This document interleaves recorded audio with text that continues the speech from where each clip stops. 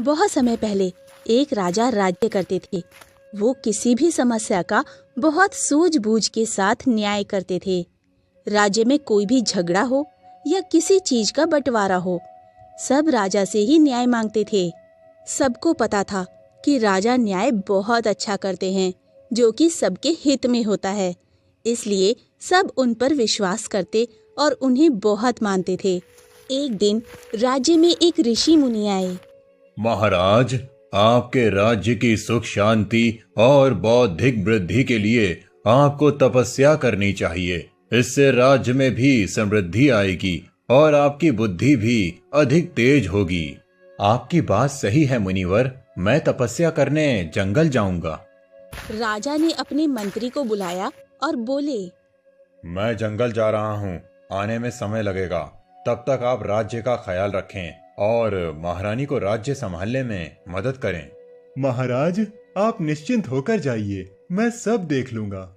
महारानी, मैं तपस्या करने जा रहा हूँ, राज्य का ध्यान रखना। आप अपना ध्यान रखें महाराज, हम आपका इंतजार करेंगे। मंत्री धोखेबाज था। वो भी राजा के पीछे पीछे जंगल की तरफ चल दिया। राजा जंगल में पहुंचकर तप करने लगे और मंत्री भी छिप छिप कर जो राजा करते वो भी वही करता। हे भगवान, मुझे ज्ञान प्रदान करें। मुझे भी ये ज्ञान प्राप्त करना है। कई वर्षों बाद ऐसे करते करते कई साल गुजर गए। राजा ने बहुत कुछ सीख लिया और जो ज्ञान राजा ने सीखा वो सभी ज्ञान मंत्री ने भी छिपकर सीख लिया। मंत्री को अब लगा कि राजा अपने राज्य जाने वाले हैं, तो मंत्री राजा से पहले राज्य पहुंचा और अपने कुछ सैनिकों के साथ वापस जंगल आ गया। अब राज्य लौटने का समय आ गया है। महाराज, क्या आपने कुछ सीखा है? मैं मुर्दों को जिंदा कर सकता हूँ। हमें यकीन नहीं है महाराज। मंत्री ने सैनिकों की ओर देखकर इशारा किया। उसके सैनिकों ने एक तोते का शिकार कर लाया। इसे जिंदा करके दिखाइए। मैं अपने शरीर से प्राण निकालकर इस तोते में डालूंगा, फिर ये तोता जिंदा हो जाएगा। करके दिखाइए, तब मानेंगे। राजा उनकी बातों में आ गए और वो अपना शरीर छोड़कर तोते में घुस गए। तोता जिंदा हो गया। मंत्री राजा के शरीर में घुस गया और खड़ा होकर हंसने लगा। अब मैं राजा हूँ, तोते को मार दो। राजा तुरंत उड़ गए और अपनी जान बचाई। मंत्री राजा के शरीर में घुसकर राज दरबार पहुंचा। सभी प्रजा राजा समझकर बहुत खुश हुए। शरीर तो राजा का था, लेकिन उसके अंदर मंत्री था, इसलिए जब वो बोलता था तो आवाज राजा जैसी नहीं लगती थी। सब हैरान थे कि राजा की आवाज कैसे बदल गई है। राजा की आवाज क्यों बदल गई है? कैसे भी करके हमें पता लगाना ही होगा, पर तब तक हम महाराज को अपने कक्ष में नहीं आने दे सकते। महाराज को संदेश भिजवाया जाए कि हमारा व्रत खुलने तक वो हमारे कक्ष में नहीं आ सकते। दूसरी ओर असली राजा जंगल में भटक रहे थे। वो उड़ते उड़ते एक विशाल पेड़ पर पहुँचे। वहाँ पर पहले से बहुत सारे तोते रहते थे। हम सब इस बुढ़िया के पेड़ पर रहते हैं और ये हमारी गंदगी साफ करती है। क्यों ना हम जब शाम को वापस आएं तो कुछ दाने साथ में लाएं और इस बुढ़िया के लिए नीचे गिरा दें। सभी तोते राजी हो गए और हर शाम को जब सब तोते वापस आते तो कुछ दाने बुढ़िया के लिए भी लाते। इस तरह बुढ़िया भी भरपेट खाना पाने लगी। कुछ दिनों बाद शिकारी आया और उस पेड़ पर जाल लगा दिया। सभी तोते बच गए, लेकिन राजा जाल में फंस गए। शिकारी ने राजा को पकड़कर पिंजरे में डाल दिया और पिंजरा लेकर अपने घर की तरफ चल दिया। रास्ते में एक पान की दुकान थी। अब तू मेरे पास रहेगा। शिकारी पान खाने के लिए पान की दुकान पर चला गया। ये तोता अद्भुत है। पान वाले ने शिकारी से तोता खरीद लिया। अब राजा तोते के रूप में पान वाले के पास रहने लगे।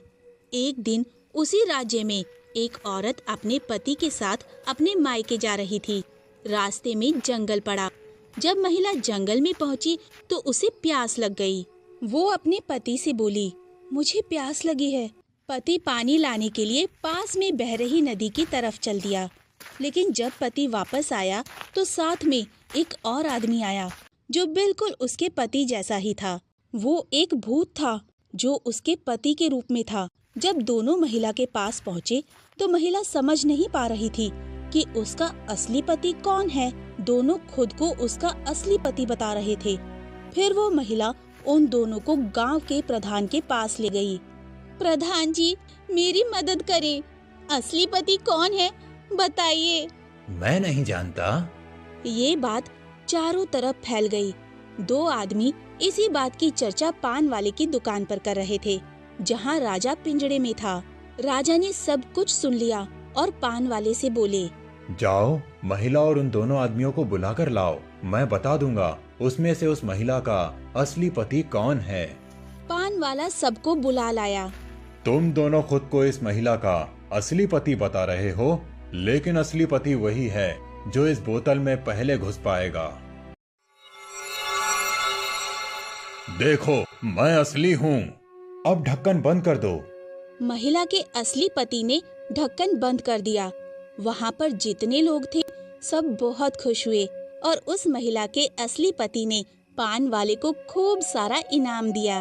अब कहीं झगड़ा होता या कोई बंटवारा होता, सब उस तोते के पास आते और अपना न्याय पाते और पान वाले को खूब इनाम देते। धीरे धीरे ये बात रानी तक पहुँची। रानी को तुरंत राजा की याद आ गई। राजा भी किसी भी समस्या का हल ऐसे ही विवेक और बुद्धि से किया करते थे। फिर रानी एक दिन तोते से मिलने पहुंची। जब तोते ने रानी को देखा तो रोने लगा और अपनी पूरी कहानी रानी को बताई। रानी भी रोने लगी। मंत्री ने मुझे धोखा दिया।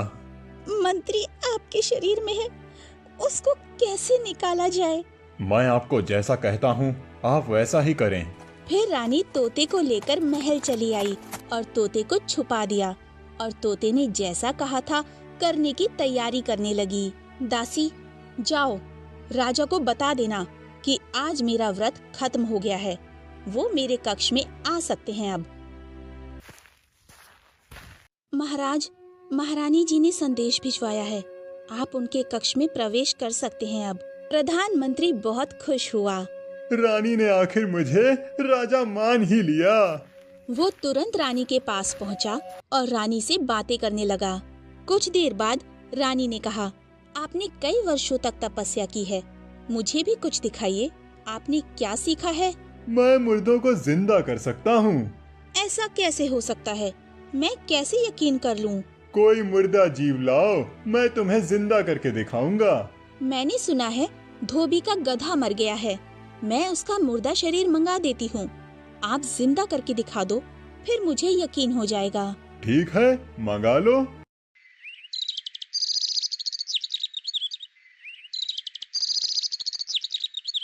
फिर रानी ने गधे का मुर्दा शरीर मंगा लिया। मंत्री अपनी विद्या दिखाने लगा। कुछ ही देर में मंत्री राजा के शरीर से निकलकर गधे के शरीर में घुस गया। गधा जिंदा हो गया। अब मुझे यकीन हो गया। रानी ने तुरंत तोते को पिंजरे से बाहर निकाला। तोते से राजा ने अपने प्राण निकालकर अपने शरीर में घुस गए और राजा ने दोबारा अपना शरीर पा लिया। मंत्री जो गधे के शरीर में घुसा था वो वहीं रह गया और वो रानी की चाल नहीं समझ सका। फिर राजा ने गधे को पकड़कर धोबी को दे दिया और धोबी से बोले, इसको बहुत सारा काम देना, अब तू बहुत काम करेगा। फिर राजा और रानी अपना जीवन खुशी खुशी व्यतीत करने लगे।